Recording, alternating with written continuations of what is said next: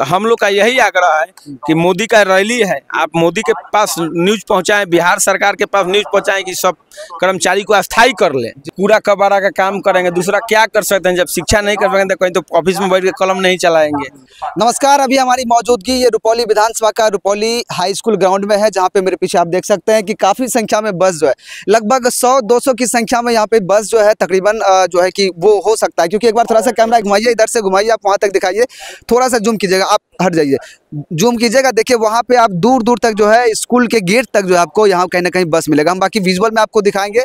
और यहाँ पे दरअसल हमारे आने का वजह है या मकसद जो है वो यहाँ के ड्राइवरों से बातचीत करना है। कुछ मुद्दे पर हम बातचीत करेंगे कि आखिर ड्राइवरों की भी कोई समस्या है या फिर ये लोग जो आए हुए हैं यहाँ दो दिन से यहाँ पे जो इस ग्राउंड में ये लोग हैं, कब यहाँ से इनकी रवानगी होगी और कब इनका सभा समापन होगा, उसके बाद फिर जो अपने अपने जगह पे जाएंगे। क्या नाम हुआ भैया? मेरा नाम राहुल कुमार सिंह हुआ जी। कहाँ से आए हैं बस लेकर के? हम पटना से आए हैं। आप लोग सभी सरकारी बस ड्राइवर हैं? सरकारी बस ड्राइवर, सरकारी गाड़ी है लेकिन सरकारी बस ड्राइवर कंडक्टर नहीं है। अच्छा अच्छा। आप लोग को फिर किस प्रकार से हम लोग को एनजीओ के माध्यम से, कंपनी के माध्यम से वेतन मिलता है, कंपनी के माध्यम से ड्यूटी होता है। अच्छा। तो हम लोग का आग्रह है जी बिहार सरकार और केंद्र सरकार से, बिहार सरकार और केंद्र सरकार से आग्रह है, यहाँ जितने गाड़ी आया है उसमें से मैक्सिमम वोटर बीजेपी और नीतीश सरकार का ही वोटर है। तो सरकार से आग्रह करेगा कि अस्थायी कर लिया जाए। मतलब सरकार, आपका कहना है कि जो ड्राइवर आए हुए हैं मैक्सिमम संख्या में जो है कि जेडीयू बीजेपी के समर्थक हैं या वोटर हैं, लेकिन आपका कहना है कि आपकी जो मांग है, जो सैलरी जो है वो बढ़ाने की बात कह रहे हैं। सैलरी नहीं, हम लोग का अस्थायी कर लिया, अस्थायी कर दिया जाए। सबसे बड़ी समस्या ये है कि अस्थायी नहीं किया गया है। अस्थायी हम लोग का नहीं है। मान लीजिए 60 वर्ष का नौकरी मिल जाता तो अस्थायी अपना बाल बच्चा का भरण पोषण अच्छा से हो जाता। अस्थायी नहीं है तो मिलती है अभी आप लोग को? अभी हम लोग को 12,000-13,000 मिलता है। महीने का। कितना काम करना होता है? कब तक गाड़ी चलाना होता है? गाड़ी तो जाम जुम सब लेके 18-20 घंटा हो जाता है। 18 से 20 घंटा 20 घंटा रेगुलर ड्यूटी। कोई टाइम नहीं है, कोई टाइम नहीं। अभी आप लोग कब आए हैं, कब यहाँ से जो आप सभा में जाएंगे? कल भी सभा में जाएंगे, कल निकलेंगे। हाँ 15 तारीख को। और पटना से कब से निकले हैं? परसों हम लोग का लॉक सीट कटा है, कल से निकले हैं। तो समझिए कि आज शाम को हमको कहीं कहीं जगह जगह जाना पड़ेगा, उधर से कल लेके आएंगे।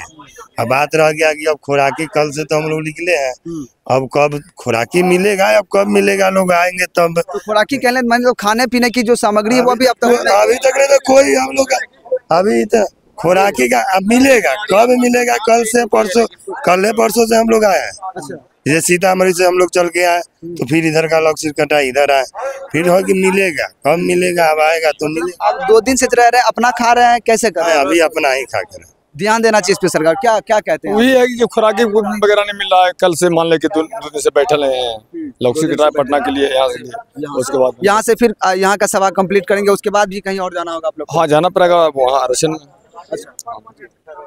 खुराकी मिले या ना मिले उससे कोई दिक्कत ना है।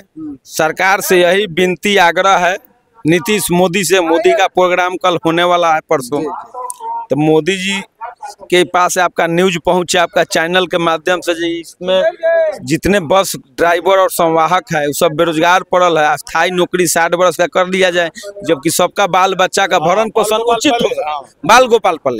बिल्कुल। अभी कितना जवानी में कहीं कमा लेंगे, खा लेंगे, लेकिन 10 वर्ष इसमें बिता देंगे, 10 वर्ष के बाद हम कहाँ जाएंगे, हमारा बाल बच्चा कहाँ जाएगा? इसलिए सरकार से अनुरोध है कि सबके ड्राइवर कंडक्टर जो भी है उसको अस्थायी कर ले। बस यही देख रहे हैं ना कि पटना में ही आप लोग पटना ज़्यादातर रहते होंगे। पटना में सभी विभाग के, वो चाहे सीओ हो, कोई भी हो, या फिर टीचर के स्टूडेंट हो, स्टेटी हो, या जो अलग अलग जिस भी चीज़ों की बात करें वहाँ प्रोटेस्ट करते हैं, प्रदर्शन करते हैं। क्या आप लोगों को भी लगता है कि वही नौबत जो है कि वही नौबत आएगी और आपको वही रुख अपनाना होगा? क्योंकि कह रहे हैं कि हम लोगों की भी जो मांग पूरी ही नहीं हो रही है।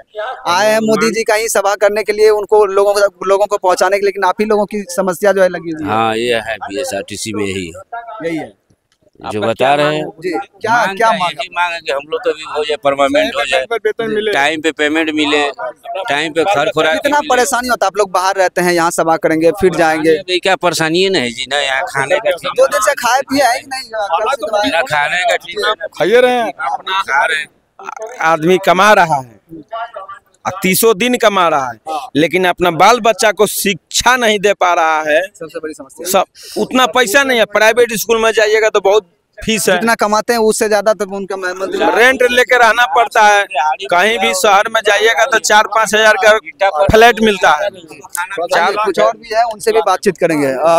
कौन बैठे हैं? आइए थोड़ा सा, जो विकलांग उनसे भी बातचीत करेंगे। क्या कुछ कहिएगा? आइए ना जी, आइए। कौन है विकलांग, उनसे बातचीत कर लेते हैं। कौन भैया? क्या भैया कौन है?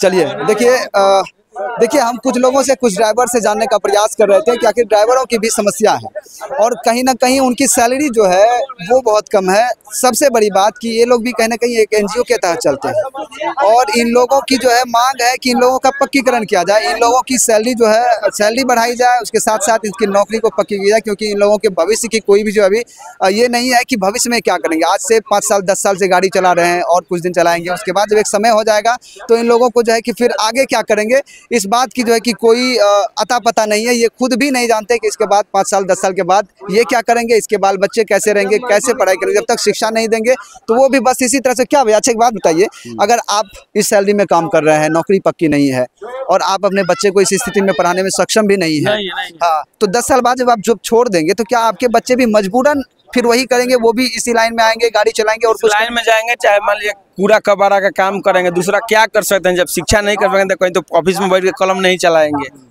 तो अभी हम लोग को शिक्षा देने में असमर्थ हैं। जब हम लोग पर्याप्त स्थायी, सरकार स्थायी नहीं करेगा, स्थायी वेतन नहीं मिलेगा, हम लोग उतना नहीं कमाएंगे तो बाल बच्चा को कहाँ से प्रोड्यूस करेंगे, बाल बच्चा को कहाँ से पढ़ाएंगे लिखाएंगे। प्राइवेट स्कूल में कितना फीस है आप देख रहे हैं। सरकार से अनुरोध है, सरकार से मेरा अनुरोध है और सारे स्टाफ का अनुरोध है यही विचार कि हम लोग को सरकारी बस दिन पर दिन परिवहन विभाग विकास कर रहा है, बढ़ते जा रहा है। परिवहन विभाग का गाड़ी पहले बहुत कम था, आज नया नया गाड़ी एक से एक बढ़ते जा रहा है। ये सब परिवहन के स्टाफ सब मेहनत से, ईमानदारी से कार्य कर रहा है। तो हम लोग का यही आग्रह है कि मोदी का रैली है, आप मोदी के पास न्यूज पहुंचाएं, बिहार सरकार के पास न्यूज पहुंचाएं कि सब कर्मचारी को अस्थायी कर लें। बिल्कुल, बस सरकार को साफ संदेश देना चाहते हैं कि सरकार तक ये बात पहुंचे। हालांकि सरकार रैली तो कर रही है, जनता तक जो है वो पहुंच रही, अपनी संदेश को पहुंचा रही है, लेकिन इनकी संदेश को जो है, इनकी संदेश को वो नहीं सुन पा रहे हैं। इस वीडियो के माध्यम से हम यही अपील करना चाहेंगे, जो भी भाई वीडियो को देख रहे हैं ज़्यादा से ज़्यादा शेयर करें, ताकि ये वीडियो जो इन लोगों की मांग है, जो इन लोगों की चाहत है, वहाँ तक पहुँचे, प्रधानमंत्री मोदी जी तक पहुँचे या फिर उनके जो अधिकारी हैं वहाँ तक पहुँचे, ताकि इस बात पर भी संज्ञान लिया जाए और इन लोगों की समस्या का भी कोई ठोस निराकरण जो है वो किया जाए। बाकी हम दिखाने का प्रयास कर रहे थे कि इस रुपौली के ग्राउंड में जो है लगभग 100-150 की संख्या में बसें लगी हुई है, जो कल प्रधानमंत्री मोदी जी का जो है कि पूर्णिया में जो रैली है, उनका जो सभा होना है, उसको लेकर के कहीं ना कहीं इन लोगों को यहाँ से अलग अलग जगहों से, क्षेत्रों से लोगों को कलेक्ट किया जाएगा, इस बस में भर के जो वहाँ पहुँचाया जाएगा। लेकिन सबसे बड़ा सवाल एक और भी इंटरेस्टिंग सवाल है कि इतनी संख्या में बस है जो पटना से चल के आई है और एक बस पे कहीं ना कहीं सरकार को एक दिन का तकरीबन, जो हमें पता चला है कि 15 से 20 हज़ार का खर्च बैठता है और 100-150 संख्या में यहाँ पे है और अलग अलग प्रखंड में भी होगा, अलग अलग जगहों पर होगा। उन सभी बस पे जो है कितना खर्च आया होगा और कितना खर्च जो है इस प्रचार प्रसार के लिए किया जा रहा है और कितना खर्च जो है प्रधानमंत्री के रैली के पीछे किया जा रहा है। हालांकि ये सभी जो है कि बिहार राज्य पथ परिवहन निगम के द्वारा ये सभी बस हैं और जो ड्राइवर है वो सरकारी पैसा लेते हैं और सरकारी पैसा लेते हैं तो वो किसी खास विशेष दल या किसी विशेष व्यक्ति का पैसा वो नहीं होता, एक पूरे बिहार की जनता का पैसा, लेकिन उसका प्रचार प्रसार कहीं ना कहीं अब जो है उसका अपने प्रचार प्रसार के लिए उसका उपयोग किया जा रहा है। ये भी बहुत बड़ा सवाल होता है। साथ ही साथ इन सवालों पे भी ध्यान दिया जाए और साथ ही साथ लोगों को समझने की ज़रूरत है कि बस कंडक्टर जो है, बस जो चालक हैं, उपचालक हैं, उनकी क्या स्थिति है, उन पर भी थोड़ा सा ध्यान देने की जो है कि कृपा की जाए। हमारे प्रधानमंत्री नरेंद्र मोदी जी से, बिहार के मुख्यमंत्री नीतीश कुमार से, जो बिहार राज्य पथ परिवहन निगम के जो भी पदाधिकारी हैं, अधिकारी हैं, उनसे बस यही आग्रह रहेगा कि आप इनकी भी बातों को सुने और इनकी समस्या का भी समाधान करें।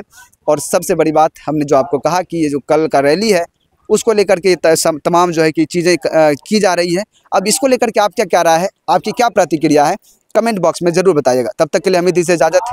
जय हिंद।